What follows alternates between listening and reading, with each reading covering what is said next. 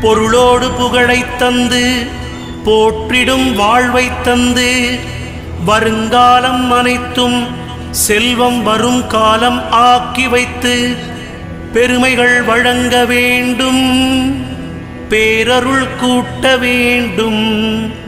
அருள்மிகு குருவே உன்னை அடிபணிந்து வணங்குகின்றேன். வருடம் ஓர் ராசி வீதம் வட்டமாய் சுழன்று வந்தே தருகிற பலனை நாங்கள் தங்கமாய் ஏற்றுக்கொள்வோம்.